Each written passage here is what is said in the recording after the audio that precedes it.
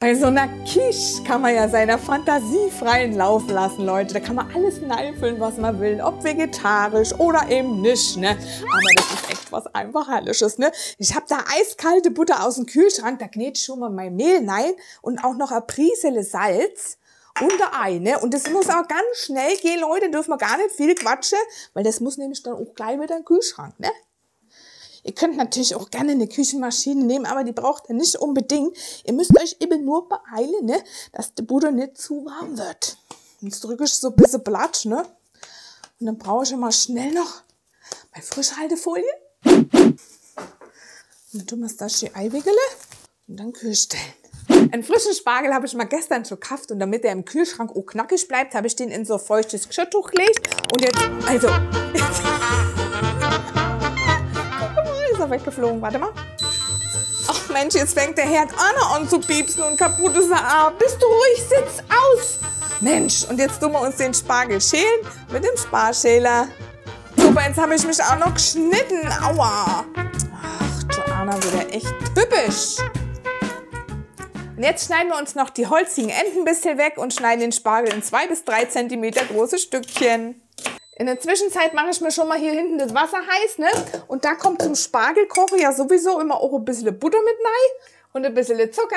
Die Spargelstückle werden jetzt dann ca. 8 Minuten bissfest gekocht. Und in der Zwischenzeit schneiden wir uns den Schinken in Streifen. So, Ofen vorheizen auf 200 Grad Ober-Unterhitze. Der Spargel ist fertig, den tun wir uns jetzt einfach so abschöpfen und den heben wir auf in so einer Schüssel. Und den Sud, den hebe ich natürlich auf, da gibt es dann noch ein lecker Spargelfüppchen. Und jetzt geht es schon weiter mit dem Mürbteig, ne? Den müssen wir jetzt schön ausrollen. Das machen wir auf dem Backpapier und mit dem Nudelholz natürlich. Und das tun wir jetzt so richtig schön 3 mm ausrollen. So, der Teig ist jetzt fertig ausgerollt und der muss auch ein bisschen Überstand haben für unsere Form. Da habe ich mal schöne Glas-Tartform und die lege ich dann immer so mit dem Boden ein bisschen drauf und guck, jawohl, das reicht vollkommen, ne? Und als nächstes fetten wir uns die Tartform ein bisschen ein und dann habe ich ein paar Rundungen ausgeschnitten aus dem Backpapier und da kommt eine auf den Boden. Und dann ist natürlich jetzt die Frage, ne? Wie bringen wir jetzt den Teig da rein, ne? Dann tue ich das immer so umdrehe und lege das dann mal einmal so drauf und dann habe ich noch mal Tortenretter und den schiebe ich da drunter. Und dann drehen wir das Ganze ganz schnell um. Pass auf.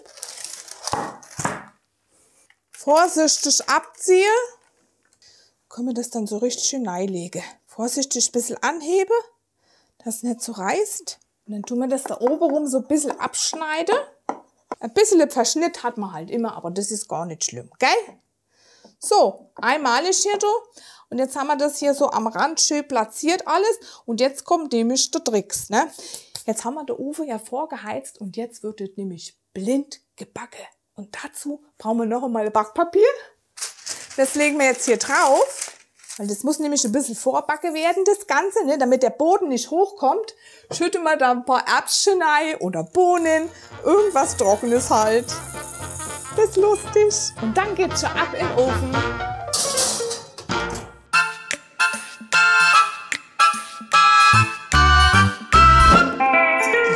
Ins Töpfchen, die schlechten ins Gröpfchen. Und jetzt kommt auch schon die Füllung, die Royal, denn wir wollen ja Deluxe. Los geht's mit den Eiern, die schlage ich mir hier in halb Milch und halb Sahne. Und die genauen Mengenangaben findet ihr immer unten in der Videobeschreibung, ne? Und das verquirlen wir jetzt so richtig schön miteinander und das wird dann unsere Royal-Füllung.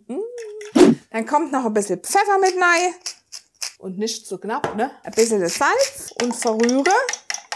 Und dann haben wir das schon soweit fertig. Und dann können wir schon mal ein kleines bisschen Schinken. Ach nee, wir brauchen jetzt vorher, müssen wir das noch rausnehmen, nicht?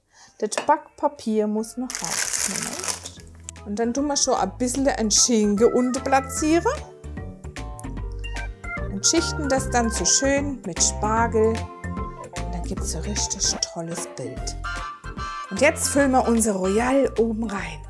Noch ein Prisle Muskat drüber. Ein bisschen Parmesan.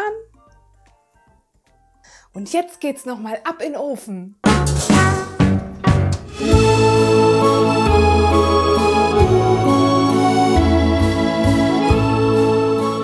Votre quiche, s'il vous plaît. Was für ein Gedicht, Leute. Französisch muss ich auch noch lernen. Ciao, macht's gut.